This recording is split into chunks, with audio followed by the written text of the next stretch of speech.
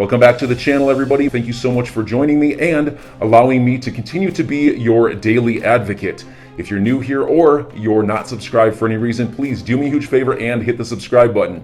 Thank you to all of you who have been watching and following me for so long. It truly means a lot, and I'm glad that I can be this person. Our old buddy Anthony Pompliano, the Bitcoin maxi, was on CNBC this morning because they won't talk about any other digital asset besides Bitcoin or Ethereum, as usual, so here he goes. When you look at holders and their base price, meaning when people got in, on average, you look at where we are now, we're at 38 bucks, $38,000 is what I should say. What's the basis for the average investor in Bitcoin right now? Yeah, so there's something called realized price, which basically looks at the last time that Bitcoin traded hands. You can calculate each individual Bitcoin, what was that price at. I'm going to kind of fast forward this to a base holder price. I think the bigger question right now is just what is the United States going to do with Bitcoin? You start to see more and more politicians talking about it. And I think that one of the pieces that we have to start talking about is the United States needs to embrace Bitcoin. It's now a national security issue, right? On the off chance, 0.01. Oh, no. I think XRP is a national security issue. Well, Bitcoin may be a national security issue in a bad way. XRP is a national security issue as in you might want to be in control of that because it's going to be good for the United States of America. Bitcoin can't do anything except be a store of value, and Anthony Pompliano knows it. But that's not what I wanted you to hear out of this. Listen to what he says in a minute.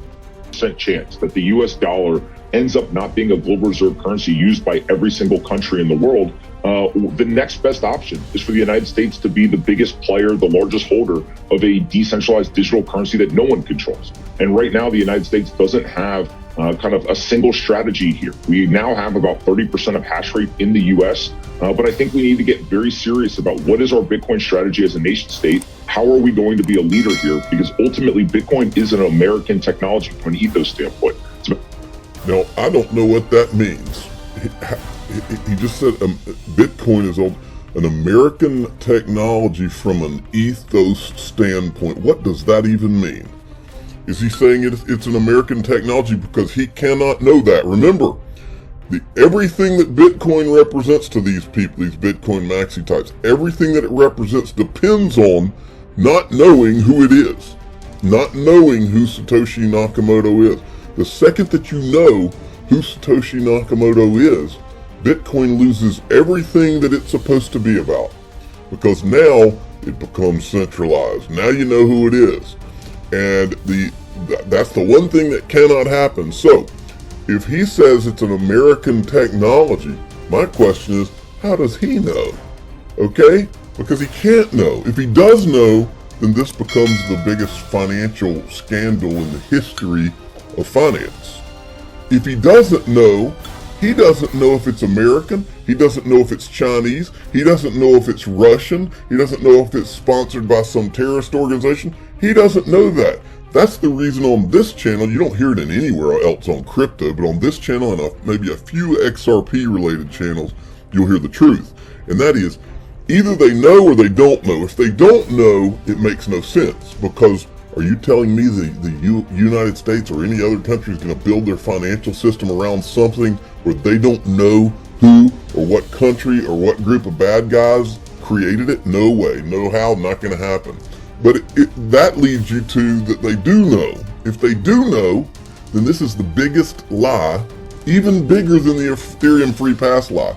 If they do know, and they're investing based on the fact that they do know, then Bitcoin would be the biggest financial lie in the history and scandal in the history of all of finance. It's one of those two. It's not anywhere in the middle. They either know or they don't know. But Bitcoin will never make any sense at all if they don't know. I don't believe that they don't know, though. Now, let's go into a little bit of what we do know, some things that have happened, okay? The first is from ProCoinNews.com, who is the official sponsor of the Digital Asset Investor Hunting and Fishing Club. And they put on the front of their website today, Russia may use cryptocurrency to avoid sanctions. Well, there's a lot of things that I remember because I've been here for a while. I remember from the last few years, and I'm going to show them to you. First is this. Well, this isn't from yesterday. Russia and its billionaires may have a potential new tool to evade U.S. and European sanctions, cryptocurrencies, okay? Well, a lot of you weren't around, and I made the comment, I'm buying XRP and XLM in gold. But a lot of people, you people were not around. This is a guy named Dan Pena. Hold on, I'm going to have to answer this phone real quick. Hello? Hey, I'm in the middle of doing a video. Can I call you right back? All right. Okay, so that was my wife. Do you see, folks, the kind of trouble I put myself in a position to get into? I will actually tell my wife I'll call her back so that you, the audience, can hear what's going on. So let's start this over. This is Dan Pena, who is I won't call him a motivational speaker. He's a lot more colorful than that. He drops F-bombs while he tells people how it is. He's kind of an interesting character. Anyway, listen to what he said. This is back, I think, in around 2018, 19. You know who's behind Bitcoin? Putin. It's a Ruski conspiracy to fuck up the American economy and the world. It's a long-range plan he started 7-8 years ago. He's going to see the demise of the Western financial world while he's still the head of Russia.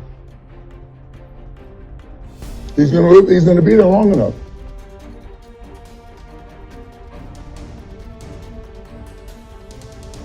And he's already hacked into the brains of all the morons. You know who's behind Bitcoin? Okay. So then there's this. Do you remember Max Kaiser? This is Max Kaiser right here. Explain something. He's probably the preeminent Bitcoin maxi. Right now. Okay, here's a $10 bill. This is garbage. This is garbage. Your people in South Africa, you have your rand, right? That's going to zero. That's going to zero. This is going to zero too. Euros are going to zero. The yen's going to zero. The Chinese currency is going to zero. It's all going to zero against Bitcoin. Now, believe it or not, I agree with what he's saying here in terms of, I think it's shameful what the United States and all these countries have done to destroy our currencies and all. I agree with him. I agree with him on a lot of things he says. But there is one thing that's always bothered me, and it's this.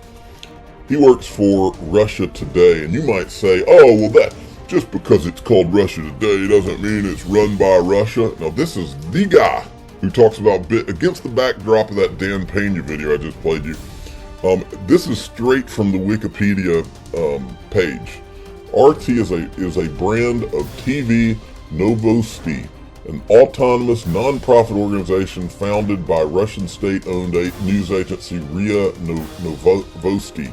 The Russian government, headed by Prime Minister Vladimir Putin, included Ano Tivo Novosti on its list of core organizations of strategic importance to Russia.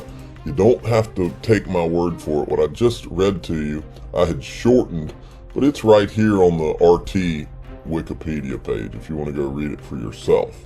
So that's kind of bothersome when you think about it from that standpoint. Then you factor this kind of thing in too. This, we've seen on the news the last 24 hours a lot about, oh well, the United States is we always have the option that we'll just disconnect Russia from SWIFT. Well, folks, this is from back in September of 2019. These people have been working on their end around on the SWIFT system for a long time. This is from Jim Rickards. Russia and Iran launched a secure payment system that bypasses SWIFT and U.S. sanctions. I warned about this in my books, Road to Ruin, and in 2016 and Aftermath 2019. Easy to include China, Turkey, and others when the time comes. U.S. Treasury asleep at the switch. So the question is, has the time come, folks? All right, and this is the article that he's tweeting from back in 2019. Then there was this. This guy is on Russia Today as well. Step two is what's being discussed now, which is the payment processing system. So really what they're competing with is the SWIFT bank system, right? So right now, if you're sending money overseas from a US bank, you have to use, or any Western country, you use that SWIFT system that is set up in Belgium. And that prevents money laundering in theory and all that kind of thing. But what the BRICS nations are doing is saying, well, we don't need to use the SWIFT system because we don't want to be subjected again to US sanctions, because if the US is sanctioning you, you can't move money using that SWIFT system. So what's really interesting is, number one, they're creating a payment system that would go around SWIFT. But how do you do that when you have 5 major countries that all have their own currencies? And one of the ways they're doing that is by using possibly cryptocurrency to do that. That would translate their currencies into a single cryptocurrency that is then used through the system and then formulated, I guess, when it gets into their country back into their own personal currency. So essentially you're taking currency from one, sending it through as a cryptocurrency, and then back on the other end into transforming it into another currency. And that allows them, again, to get around this SWIFT system in a way that no one had really thought about in the past, because crypto already has all of those things in place. Now, Russia in particular, they've been moving away from the US dollar. In fact, in the last 5 years, Russia actually cut out almost half of its trade payments in US currency, from 92% to about 50%. So what does this say about its relationship, if any, with the West? Well, I think it says that, that Russia specifically really started pushing this after 2014, right? Because in 2014, the U.S. started hitting Moscow with sanctions, and they wanted to punish. And remember how this works. Sanctions are issued against individual countries. They're also issued against leaders in those countries or wealthy people in those countries. And so when leaders in those countries and wealthy people in those countries start getting hit with sanctions, you have a choice. You can either go along with this and comply, or you can say, let's create a system that no longer gives you leverage over us. Well, one thing that the U.S. is doing a very poor job of right now is recognizing that it's not just Russia or just China, but there are 5 major nations and dozens of smaller nations that are very excited about the idea of no longer being under U.S. dominance when it comes to currency. And we're not doing anything about it. At this point, the U.S. is resisting on almost every level any push to change the way the system is currently. I just don't buy it. I'm going to skip across this. I was just going to mention the John Deaton video where I interviewed him has now got, let's see here, 164,000 views, because, and I said, the SEC, the Chris Larson, Brad Garlinghouse, Ripple cases are dead on arrival. 134,000 views and counting, because the people now know the SEC filed this case as a weapon, knowing they couldn't win. When did this agency stop working for the people? And then this is interesting, Biden's executive order on crypto. Remember, it's not just Biden's executive order, it's Biden's national security executive order. Remember those words. It's been delayed. Then there was this, SEC is now remember Elon Musk said that he's got evidence and he's going to finish the fight with the SEC. Just a day later, SEC probes trading by Elon Musk and his brother. So you can see how this operation works. And John Deaton asked, Gary, why not investigate JP Morgan and Goldman Sachs over manipulation of the metals market? Why not protect investors from fraud and manipulation? Did Elizabeth Warren ask you to look into Elon Musk? Now that he's paid more in taxes than anyone in history, does she need new material? Great point. And then we've got the cyber stuff still going. Breaking news, Canada's cyber spy agency is warning power companies, banks, and other critical elements of Canada's infrastructure to increase cyber defenses. Alerts all over the world now. Then there's this from Gold Telegraph. Physical gold bullion is independent of any external system once it's in your vaults. Many nations have brought their gold home the last 10 years. By the way, this is the CEO of Glint. Check this out.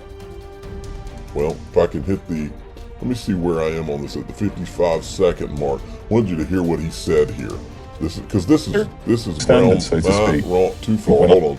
80-year-olds, because I think people saw at the last financial crisis that actually banks aren't necessarily a safe deposit of money, and also money depreciates over time. So, for instance, a cheeseburger when I was born cost 51 cents. Now it costs $3.55. If you bought it with gold, it would have cost 1 gram of gold would have bought you 2 burgers in 1971, and now it will buy you 12. So gold, of course, holds its value. So it's a far superior form of money we're bringing to the world, really, kind of money's new standard, so to speak. So to kind of break it down for those that maybe aren't familiar with how this card works, so is it gold back from someone puts in money and then it gets converted into gold, or they can just use the deposits in their debit card account to trade gold if they wanted to? Yeah, so you download the app, you install it, you register, and then you deposit funds into your account with a debit card or an ACH bank transfer. And once you've done that, you can buy some gold. You can buy as little as 1 cent's worth or millions of dollars worth. So we're democratizing gold as well. That is what they're doing, democratizing gold. And today, they got a big investment from one of the big, huge gold miners. It's called Sibanye-Stillwater, is the company. And I'm reading from, they actually have a press release that says, Jason Cousins, who's the CEO of Glint, he says, I'm delighted to be able to announce this significant investment from Sibanye, I don't even know if I'm saying that right, Sibanye-Stillwater, that will enable Glint to considerably accelerate our planned growth and strategic development. What we're building here at Glint is special. We are experiencing rapid but sustained growth to deliver our vision of a global gold-based alternative to banking, payments, and money. And we have both the capability and opportunity to build a significantly scalable financial ecosystem connected to but outside of the existing banking and cryptocurrency systems, folks. That is huge. And then the CEO of Sibanye-Stillwater, he says, this partnership with Glint provides digital and highly regulated platform backed by physical gold under the supervision of a world-class regulator in Switzerland. This is a game changer, folks. If you look, for me, cryptocurrency and gold are a natural. It's like what's a good example? It's like ice cream and chocolate syrup. They go together perfectly. And what's happening in our world is that there is a meshing of the cryptocurrency and the gold world because. So enjoy your day, everybody. I'm always here for you. Leave any comments or questions below and be sure to subscribe. But thanks, everybody. I really appreciate you. Enjoy your day, and I always have your back. So thanks so much, everybody.